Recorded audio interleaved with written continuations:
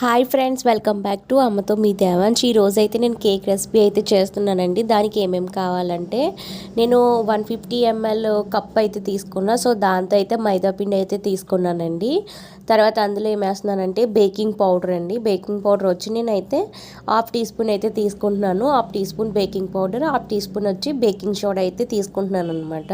So ఈ మూడింటిని కూడా మంచిగా అయితే మనం మిక్స్ చేయండి, జల్లించుకోవాలన్నమాట. జల్లించుకోవడం వల్ల ఏంటంటే ఏమన్నా ఉండలు ఉండల కింద ఉంటే కనుక అవన్నీ మనకి మంచిగా అయితే వస్తుంది అనమాట. సో దీనికైతే నేనైతే 3 eggs అయితే తీసుకుంటున్నాను అనమాట.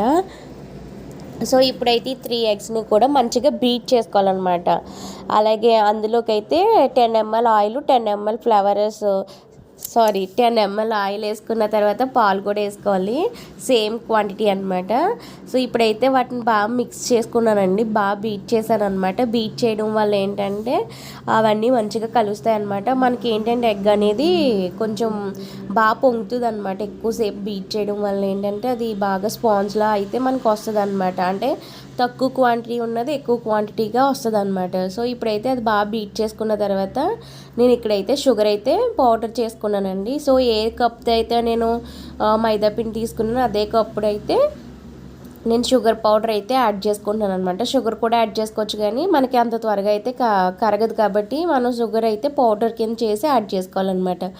సో ఇప్పుడైతే నేను ఇలా బీట్ చేస్తున్నాను కదండి, ఇది బాగా బీట్ అయిపోయిన తర్వాత కొద్దిగా అయితే మనం మైదా పిండి అనేది యాడ్ చేసుకోవాలన్నమాట. అంతా ఒకసారి యాడ్ చేసుకున్నా కూడా మనకు ఉండలు కట్టచ్చు. సో ఏంటంటే కొంచెం యాడ్ చేసుకోవాలన్నమాట. అందులో ఏంటంటే ఇప్పుడు నేను షుగరు తర్వాత వచ్చి మైదా పిండి కూడా యాడ్ చేస్తాను అనమాట. మీకు షుగర్ది క్లిప్ అయితే కొంచెం మిస్ అయిందండి. సో ఇప్పుడైతే కట్ అండ్ ఫోల్డ్ మెథడ్లో అయితే ఈ బ్యాటర్ని అంతా కూడా మంచిగా మిక్స్ చేసుకోవాలి. తర్వాత ఇందులో నేనైతే వెనిలా ఎసెన్స్ అయితే వేస్తున్నాను. సో మీకు ఏ ఫ్లేవర్ నచ్చితే ఆ ఫ్లేవర్ అనేది వేసుకోవచ్చు. ప్రజెంట్ నేనైతే వెనిలా ఎసెన్స్ అయితే వేసుకుంటున్నాను అనమాట. వెనిలా ఎసెన్స్ అయితే నేను హాఫ్ టీ స్పూన్ అయితే వేసుకుంటున్నాను. మీకు అంటే కొంతమంది ఫ్లేవర్ ఎక్కువ నచ్చిందంటే కొంచెం ఎక్కువ వేసుకుంటారు, నాకు కొంచెం హాఫ్ టీ స్పూన్ అయితే సరిపోద్ది కాబట్టి నేను హాఫ్ టీ స్పూన్ అయితే వేసుకున్నాను అనమాట. వెనిలా ఎసెన్స్ వచ్చి మీకు ఇంకా కావాలితే కానీ మీరు ఇంకా యాడ్ చేసుకోవచ్చు. నేనైతే హాఫ్ టీ స్పూన్ వేసుకున్నాను, మళ్ళీ హాఫ్ టీ స్పూన్కి తక్కువ యాడ్ చేసుకున్నాను అనమాట. ఇప్పుడు దీన్ని బాగా మిక్స్ చేసుకోవాలన్నమాట. మొత్తం అన్నీ బాగా కలిసేలాగా కట్ అండ్ ఫోల్డ్ మెథడ్లో అయితేనే దీని బ్యాటర్ అనేది మిక్స్ చేసుకోవాలి, లేదంటే మనకి కేక్ అనేది స్పాంజ్లో అయితే రాదనమాట. సో ఈ బ్యాటర్ని బాగా మిక్స్ చేసుకున్న తర్వాత దీని కన్సిస్టెన్సీ ఎలా ఉంది మనం చూసుకోవాలన్నమాట. అంటే బాగా జారుగా ఉందా ఎలా ఉంది, నాకైతే కరెక్ట్ పర్ఫెక్ట్ అంటే మెజర్మెంట్స్ తెలుసు కాబట్టి సో నాకైతే తెలుస్తుందండి. ఇదైతే కట్ అండ్ ఫోల్డ్ మెథడ్లో అయితే మనకు వస్తుంది. అంటే ఇది ఎలా తెలుస్తుంది అంటే మనకి ఇది కిందకి పిండి వేసినప్పుడు ఏంటంటే మనకి రిబ్బన్ టైప్లో అయితే రావాలన్నమాట. సో అప్పుడు మనకి పిండి పర్ఫెక్ట్గా ఉన్నట్టు అనమాట. ఇక్కడ నేను ఏం చేశానంటే ఒక బౌల్లోని తర్వాత కేక్ వేసుకొని బౌల్లో అయితే వేసుకున్నాను. సో ఇక్కడ నేను చేసిన మిస్టేక్ ఏంటంటే అక్కడ బటర్ పేపర్ని కట్ చేయకుండా సిజర్ కనిపించలేదని చెప్పి దానికి పాపం ఫోల్డ్ చేసి పెట్టేశానండి. దానివల్ల ఏమైందంటే కేక్ అనేది ఇరిగిపోయింది. సో ఈ మిస్టేక్ అయితే మీరు చేయొద్దు. ఇప్పుడైతే నేను ఆయిల్ అయితే అప్లై చేసుకుంటున్నాను అనమాట. 2 బౌల్స్కి కూడా ఆయిల్ అప్లై చేసుకున్న తర్వాత ఏం చేయాలంటే బటర్ పేపర్ అనేది వేసుకోవాలన్నమాట. బటర్ పేపర్ని ఎప్పుడు కూడా ఇలా పిచ్చిగా అయితే వేసుకోవద్దండి. నాకులాగా మీరు కూడా మంచిగా సిజర్ ఎక్కడన్నా పెడితే కనుక దాన్ని ఎతుక్కుని ఫస్ట్ అది మంచిగా నీట్గా కట్ చేసిన తర్వాత అప్పుడు దీనికైతే యాడ్ చేయండి. సో నాకైతే ఈ బటర్ పేపర్ కట్ చేయడానికి ఆ టైంలో సిజర్ ఎక్కడుందో కనిపించలేదనమాట. సో నేను ఏం చేశానంటే పేపర్ అంతా ఎక్కువగా ఫోల్డ్ చేసి పెట్టేశాను. దానివల్ల ఏమైందంటే కేక్ అనేది కొంచెం బ్రేక్ అయిందనమాట. సో పాపం దానికి అలా బ్రేక్ అనేది అయిపోయిందనమాట కేక్ అనేది. మరింత ఎక్కువ లెంత్ అయితే తీసుకోవాల్సిన అవసరం లేదు. సో నా దగ్గర సిజర్ లేకపోవడంతో ఏంటంటే నేను ఎక్కువ పేపర్ అయితే యాడ్ చేసుకున్నాను అనమాట. సో ఇప్పుడు అయితే మనం ఏదైతే బ్యాటర్ కలుపుకుని పెట్టుకున్నామో దాన్ని 2 బౌల్స్లో అయితే వేసుకోవాలండి. వేసుకున్న తర్వాత నేను ఆల్రెడీ ప్రీ హీట్కి అయితే 2 బౌల్స్ అయితే పెట్టుకున్నాను అనమాట. అవి బాగా వేడైన తర్వాత మనకి కేక్ అనేది 25 మినిట్స్లో అయితే బేక్ అయిపోద్ది అనమాట. మరి ఎక్కువ అయితే టైం అయితే తీసుకోదు, ఎందుకంటే ఆల్రెడీ మనం ప్రీ హీట్కి అయితే గిన్నెలు పెట్టుకున్నాం కాబట్టి. సో ఇదైతే 25 మినిట్స్లో బేక్ అవుద్ది. లేదు కొంచెం అటు ఇటు అంటే ఒక 30 మినిట్స్ అలా పట్టచ్చు అనమాట, అంతే. సో ఇప్పుడైతే ఈ బ్యాటర్ అయితే ఈ గిన్నెల్లో అయితే మనం యాడ్ చేసుకోవడమే. యాడ్ చేసుకున్న తర్వాత మనమైతే ఏదైతే ప్రీ హీట్ చేసుకున్నామో ఆ గిన్నెల్లో పెట్టేసుకుని ఒక 25 మినిట్స్ వెయిట్ చేయడమే. తర్వాత ఇప్పుడు నేను చిన్న గిన్నెలో కూడా ఈ బటర్ పేపర్ వేసుకున్నాను. సో నేనైతే వేరే గిన్నె అనుకున్నాను కానీ అది సమయానికి కనిపించలేదన్నమాట.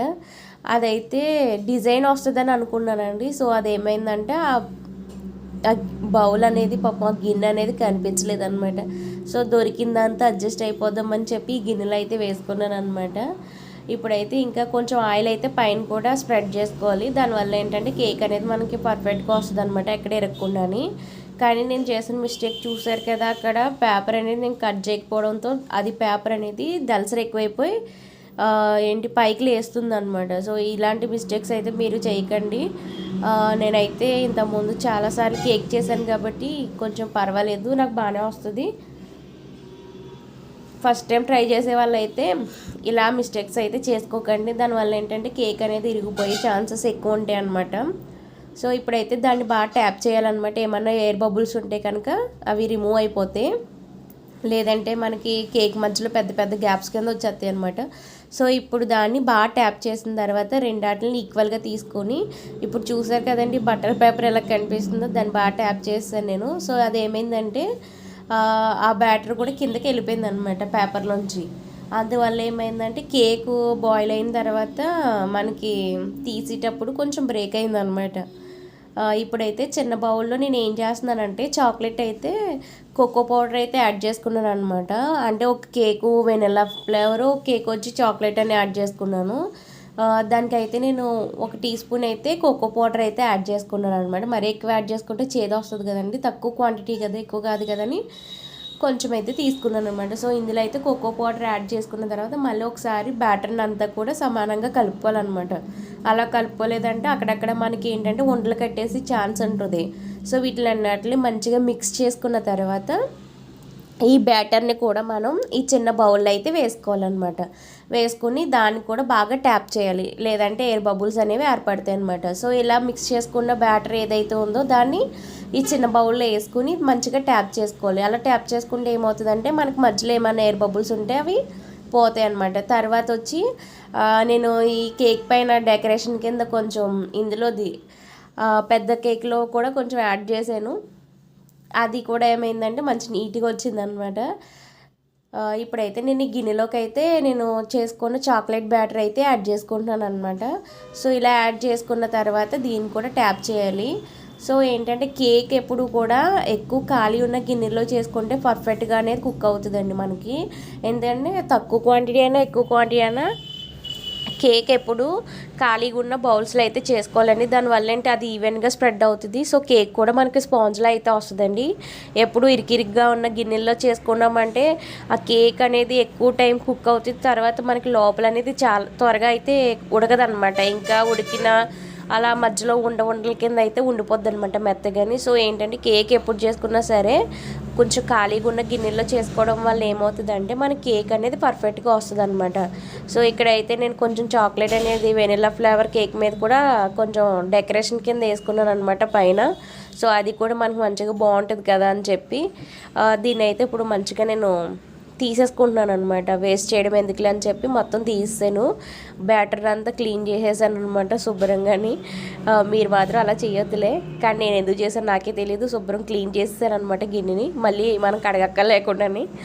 సో ఇలా చేసుకున్న పిండినంతా యాడ్ చేసాం కదండి. యాడ్ చేసిన తర్వాత సో ఒకసారి మళ్ళీ నేను ట్యాప్ చేసుకుని ఆల్రెడీ ప్రీ హీట్ పెట్టాం కదా ఆ బౌల్లో అయితే నేను పెట్టుకుంటున్నాను అనమాట. సో దీన్ని నీట్గా చేసుకోవచ్చండి.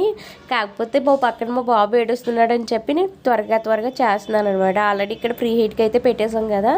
సో ఇందులో అయితే ఇప్పుడు నేను ఇవి గిన్నెలు అయితే పెట్టేస్తున్నానండి. పెట్టేసి ఒక 25 మినిట్స్ అయితే పెట్టుకుంటే మన కేక్ అనేది రెడీ అయిపోద్ది అనమాట.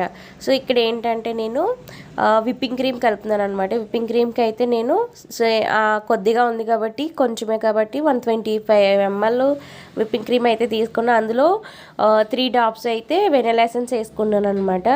సో మళ్ళీ అది మీకు చూపిస్తున్నాను నేను. 3 డ్రాప్స్ అయితే అందులో వేసి తీసుకున్నాను అనమాట. ఇప్పుడు విప్పింగ్ క్రీమ్ని కూడా బాగా బీట్ చేసుకోవాలి. అంటే ఒకసారి మనం గిన్నె కింద తిరగేసినా కూడా అది మనకు పడకుండా ఉండాలన్నమాట. సో ఈ విధంగా విప్పింగ్ క్రీమ్ బీట్ చేసుకోవడం వల్ల ఏమవుతుందంటే మన కేక్ అప్లై చేసినప్పుడు అది మెల్ట్ అవ్వకుండా ఉంటుంది అనమాట ఎక్కువ. లేదు మనకి విప్పింగ్ క్రీమ్ బీట్ చేసుకోవడం రాలేదు అంటే కనుక అది కేక్ నుంచి జారిపోద్ది అనమాట. సో ఇక్కడ ఏంటంటే నేను షుగర్ సిరప్ అనేది రెడీ చేసుకుంటున్నానండి. నేను చేసేది ఏంటంటే 3 కేకులు కూడా కూల్ కేక్ అయితే చేస్తున్నాను అనమాట. సో ఇప్పుడైతే నేను షుగర్ పౌడర్ కోసం అయితే ఒక 5 టీ స్పూన్స్, అంటే షుగర్ పౌడర్ ఇది నార్మల్గా అయితే షుగర్ తీసుకోవచ్చు, కాకపోతే ఇక్కడ షుగర్ పౌడర్ మిగిలింది కదా అని చెప్పి తీసుకున్నాను అనమాట. ఒక 4 టీ స్పూన్స్ తీసుకున్నాను. సో ఇందులో అయితే ఒక 4 టీ స్పూన్స్ వాటర్ అయితే యాడ్ చేసుకుంటున్నానండి. వాటర్ అయితే యాడ్ చేసుకున్న తర్వాత దీన్ని కొద్ది నిమిషాలు అయితే పక్కన పెట్టుకోవచ్చు, ఎందుకంటే ఆ షుగర్ పౌడర్ అంతా మనకు మంచిగా మెల్ట్ అయిపోద్ది. ఇక్కడ చూసారా నా కేక్ అయితే మంచిగా అయిపోయిందండి. స్పాంజ్లో అయితే వచ్చింది, చక్కగా చూడడానికి కూడా భలే అందంగా ఉంది. సో దీన్ని అయితే 3 పార్ట్స్ కింద అయితే నేను డివైడ్ చేస్తున్నాను. చూసారా మన కేక్ ఎంత స్పాంజ్లో అయితే వచ్చిందో. ఇప్పుడైతే దీన్ని 3 పార్ట్స్ కింద డివైడ్ చేసుకుని 2 పార్ట్స్ వచ్చి ఒక కేక్ కింద, 1 పార్ట్ వచ్చి ఒక కేక్ కింద అయితే నేను చేశానండి. సో ఇప్పుడైతే ఆ షీట్లు అయితే నా దగ్గర అవైలబుల్గా లేవు. సో దానికని నేను ఏం చేశానంటే ప్లేట్ అయితే యూజ్ చేసుకుంటున్నాను అనమాట. ఇంట్లోకే కదా మనకే కదా అని చెప్పి, లేదంటే బయటకి అయితే కనుక నేనైతే షీట్ అయితే వాడతానండి. ప్రజెంట్ అయితే నా దగ్గర లేదు కాబట్టి నేను ఇదైతే వాడుకుంటున్నాను. నైఫ్ గుచ్చడం వల్ల వేడి దాని మీద కిందకి ఎలా దిగిందండి. చూసారా మనకి ఎంత ఫ్లఫీగా అయితే కేక్ అయితే వచ్చిందో. సో ఇప్పుడైతే నేను షుగర్ సిరప్ వాటర్ అయితే మొత్తం కేక్ అంతా అప్లై చేసుకుంటున్నాను. ఎంతవరకు అంటే మన ఏలు ఇలా ముంచితే డిప్ చేస్తే మనకి కొంచెం లైట్గా వాటర్ చెమ్మ తగిలితే సరిపోద్దండి. మరీ ఎక్కువ వాటర్ వచ్చేవలసినంత అవసరం అయితే లేదు. ఇప్పుడైతే క్రీమ్ అయితే నేను అప్లై చేసుకున్నాను అనమాట. ఎందుకంటే విప్పింగ్ క్రీమ్ తక్కువ ఉన్నది, సో దాన్ని మళ్ళీ బీట్ చేయడం ఎందుకులే అని చెప్పి ఉన్న దాంతో అడ్జస్ట్ అయిపోయాను. ఈ చాక్లెట్ కేక్లో ఏంటంటే మిల్క్ మేడ్ తర్వాత చాక్లెట్స్ అయితే నేను యాడ్ చేసుకున్నాను అనమాట. సో ఇలాగ అయితే రెడీ చేసుకున్న తర్వాత ఒక పైన కొప్పు అయితే పెట్టానండి. ఇది సెకండ్ కేక్, ఇదేమో ఇప్పుడు నేను చేసిన పెద్ద కేక్ అనమాట. ఇదే నేను చేసిన మిస్టేక్, అది అందులోకి వెళ్ళిపోయింది. దీన్ని అయితే కార్ షేప్లో అయితే చేశాను, కాకపోతే అక్కడక్కడ కట్ అయిపోవడంతో ఏమైందంటే పాపం కార్ షేప్ కూడా అదో విధంగా ఇదో విధంగా వచ్చింది. నా వీడియో కనుక మీకు నచ్చినట్లయితే ప్లీజ్ లైక్ చేయండి, షేర్ చేయండి, కామెంట్ చేయండి. మరిన్ని వీడియోస్ చూడండి. Thanks for watching. అమ్మతో